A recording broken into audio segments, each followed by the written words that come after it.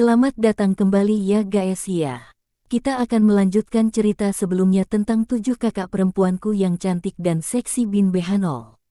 Sebelum menuju alur ceritanya, siapkan dulu kopi, camilan, gorengan dan rokok gudang garam surya, jarum kretek, andalan, dan jisamsu, rokoknya para jawara. Ahahaha, langsung mawon, sugeng midangetaken. 7 kakakku yang cantik bab 1801. Keluarga Grinluan. Lalu apa yang masih kamu lakukan? Keluar dari sini, kata Lu Yun, mengangkat Wang Xiaoliu. Wang Xiaoliu mengira Lu Yun akan terbang bersamanya. Namun, tiba-tiba dia merasakan sakit yang tajam di pinggulnya dan tubuhnya melesat ke depan tak terkendali. Wang Xiaoliu. Gentang. Dang. Bang. Wang Xiaoliu tersandung dan berguling-guling sampai ke kaki gunung. Lu Yun, di sisi lain, goyah dan terbang turun dari gunung dan menariknya dari tanah. Dengan larangan terbang ini, saya sepertinya tidak bisa membawa siapapun. Wang Xiaoliu. Apakah kamu pikir saya percaya itu?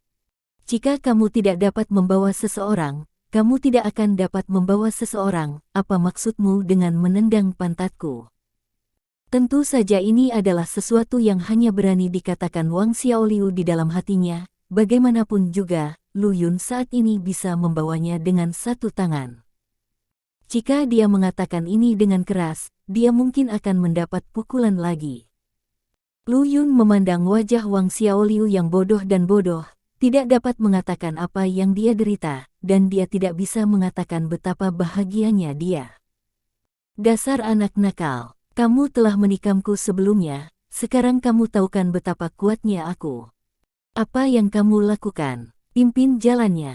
Jika tidak, mengapa kamu tidak memanjat dan mencoba lagi?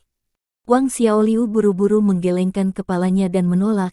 Jika dia mencoba lagi, dia tidak tahu apakah dagingnya bisa melawan, tetapi pantatnya akan ditendang menjadi bentuk kelopak bunga lagi. Supaya bisa duduk bersila dan bermeditasi di masa depan, Wang Xiaoliu melebarkan kakinya dan bergegas ke depan. Lu Yun, di sisi lain, perlahan-lahan melayang di langit dan tertinggal di belakang. Tidak kontras, tidak ada salahnya. Tapi perubahan tiba-tiba terjadi ketika sehelai bulu putih, yang terlalu biasa untuk menjadi biasa, mengiris pipi Lu Yun. Anehnya, bulu itu membuat lubang menganga di daging Lu Yun yang setinggi langit, dan dari situ darah merah mengalir keluar. Meskipun dikatakan hanya menggores kulit ari, kekuatan tembus yang begitu menakutkan tidak pernah terdengar oleh Lu Yun. Perubahan peristiwa seperti itu segera menyebabkan Lu Yun dan timnya berhenti di jalur mereka. Wang Xiaoliu memandangi bulu di tanah, wajahnya dipenuhi dengan ketidakpercayaan. Ini adalah bulu klan Luan Hijau. Kicauan burung yang nyaring dan jelas terdengar dari kejauhan. Suara kicauan burung ini begitu tajam menusuk, meskipun Lu Yun dan mereka berdua tanpa sadar menutup telinga mereka, mereka merasa seolah-olah ada yang menusuk rumah siput mereka dengan jarum. Ras manusia, bagian depan ditempati oleh klan kita, jadi berhentilah di sana.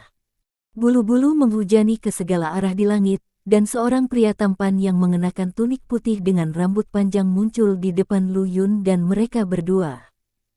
Kesan pertama yang Lu Yun dapatkan adalah dia bahkan lebih shock daripada saya. Kenapa alam rahasia sekte Danxia ini masih memiliki klan King Luan, yang telah punah sejak zaman kuno? Wang Xiaoliu berkata dengan sangat terkejut. Ras manusia, masih banyak hal yang tidak kamu ketahui. Cepat pergi dan pergi. Pria tampan itu berkata dengan sedikit kehangatan dan kemarahan. Jelas dua kata pemusnahan dalam kalimat Wang Xiaoliu barusan telah menyengat pria tampan itu. Tapi bagi Lu Yun, tidak ada yang bisa digantungkan. Dia pernah mendominasi di alam atas, dan dia bahkan pernah melawan iblis-iblis yang berani bertarung melawan Dao Surgawi, jadi dia tidak perlu takut pada klan King Luan ini. Bagaimana jika tidak? Lu Yun berkata dengan ekspresi di wajahnya. Bagaimana dia bisa berubah pikiran hanya dengan satu kata? Belum lagi di belakang pria tampan ini adalah tempat yang dituju oleh Lu Yun dan mereka berdua. Umat manusia yang menyedihkan. Setelah jutaan tahun memerintah alam atas, kekuatan mereka tidak meningkat sedikit pun, tapi kesombongan ini telah berkembang pesat, tidak seperti nenek moyangmu yang hanya bisa hidup di bawah berbagai ras dengan ekor di antara kaki mereka. Pria tampan itu berkata dengan sombong. Lu Yun, yang mendengar ini, bukannya marah, malah tertawa terbahak-bahak. Menyedihkan, sungguh menyedihkan. Hanya menggunakan pencapaian besar para pendahulumu untuk pamer di depanku, dan bahkan tidak menjelaskan sepatah kata pun tentang situasi rasmu saat ini, kamu tahu bagaimana mengubah topik pembicaraan. Kamu manusia rendahan, kamu mencari kematian. Kata-kata Lu Yun berhasil membuat marah pria tampan itu. Jangan buru-buru, itu hanya melukai harga dirimu yang rapuh. Lu Yun terus menuangkan bahan bakar ke dalam api. Sebelum kata-kata itu keluar dari mulutnya, beberapa suara kicau burung bernada tinggi datang dari segala arah. Puluhan sosok muncul bersama dengan hujan bulu, mengelilingi Lu Yun. Ini bahkan belum memulai pertarungan. Dan kamu sudah mengguncang orang. Menurut kata-katamu, kamu benar-benar sudah cukup mempermalukan leluhurmu. Lu Yun memandang pria tampan itu dan mencibir. Kamu, ahahaha. Aku akan membunuhmu. Pria tampan itu meraung dengan wajah bengkok. Saat dia hendak membunuh Lu Yun, dia dihentikan oleh seorang wanita yang mengenakan cadar tipis, setengah menutupi wajahnya. Jaga sopan santunmu sebagai anggota klan King Luan. Wanita itu kemudian menatap Lu Yun dan berkata, Ras manusia, beraninya kamu. Aku akan berbelas kasihan dan membiarkanmu pergi dengan kehidupan yang murah. Petik 2. Tidak perlu untuk itu, Lu Yun berkata sambil tersenyum. Dihadapkan dengan puluhan orang yang mengepungnya, Lu Yun tetap tenang. Tidak mungkin itu gila. Wang Xiaoliu, yang melihat pemandangan ini, diam-diam menelan ludahnya.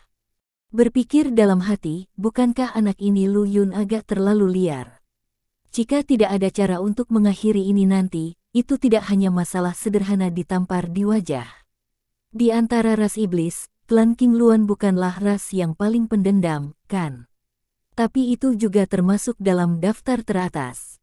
Sekarang Lu Yun bahkan telah membuat hubungan antara kedua belah pihak sampai ke titik yang tidak bisa dikembalikan hanya dengan beberapa kata. Jika dia tidak bisa mengalahkan klan Luan Hijau, maka mereka berdua akan mati dengan cara yang sangat buruk. Dasar manusia bajingan, cari kematian. Pria tampan itu tidak bisa menahan diri lebih lama lagi dan membunuh ke arah Lu Yun. Seluruh pria itu berubah menjadi panah tajam berwarna putih, dan bayangan sisa yang dia tarik di belakangnya bahkan sepanjang 5 atau 6 meter.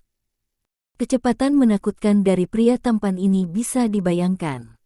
Sayang sekali dia menghadapi Lu Yun, monster menakutkan yang tidak bisa diperiksa dengan mata normal. Ledakan. Panah tajam putih yang menjelma dari pria tampan itu diarahkan oleh pukulan Lu Yun dan terbang lurus ke tanah. Ketika King Luan yang lain melihat pemandangan ini, tidak ada satupun dari mereka yang tergerak. Anak laki-laki manusia di depan mereka sedikit berbeda dari apa yang mereka ingat dan apa yang telah mereka amati selama beberapa ratus ribu tahun terakhir. Lebih tepatnya, ini hanyalah dua ras. Untuk sesaat semua Luan Hijau melihat ke arah wanita setengah bercadar itu, menunggu perintahnya. Berapa kali yang kamu maksud? Lu Yun mengamati lingkaran itu dan berkata dengan nada mendominasi, apakah kalian berencana untuk bertarung dalam kelompok? Ataukah itu pertarungan tunggal? Ketika dia terluka oleh pria tampan dengan bulu barusan, itu karena Lu Yun telah menghabiskan semua perhatiannya untuk bergegas, bagaimanapun. Dalam pikirannya pada awalnya, tidak ada yang tersisa di alam rahasia ini yang bisa mengancamnya. Jika dia berjaga-jaga, akan sesulit surga bagi bulu kecil itu untuk melukai Lu Yun. Apakah ini modal kesombonganmu? Wanita setengah bercadar itu berkata tanpa kehangatan atau kemarahan. Kelihatannya begitu sekarang, tapi mungkin tidak sebentar lagi.